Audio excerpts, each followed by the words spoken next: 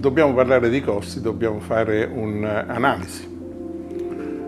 Partiamo dalla diagnosi.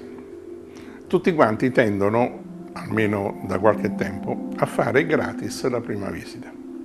Io direi facciamo gratis il bite, ma la massima espressione del professionista è la prima visita, perché c'è una diagnosi, c'è una valutazione, un'assunzione di responsabilità nei confronti del paziente e una motivazione al paziente perché possa fare quella terapia.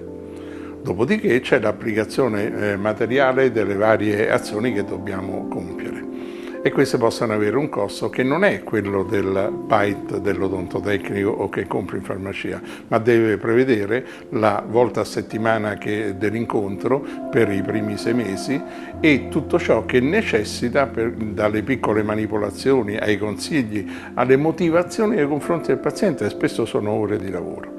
Quindi il costo di un bite, che mediamente si aggira dai 900 ai 1200 euro, è giustificato da questo, non certo dal pezzettino di plastica come uno potrebbe pensare, ma ancora più importante è dalla capacità di esprimere una diagnosi, dalla capacità di assumersi la responsabilità di un percorso che porterà alla guarigione o perlomeno al miglioramento dello stato di salute di quel paziente. Perché dico miglioramento dello stato di salute? Perché serve anche una cosa importantissima, la collaborazione del paziente, che spesso ha paura di queste cose e non vuol cambiare nulla di se stesso per paura del baratro che questo nulla ha davanti.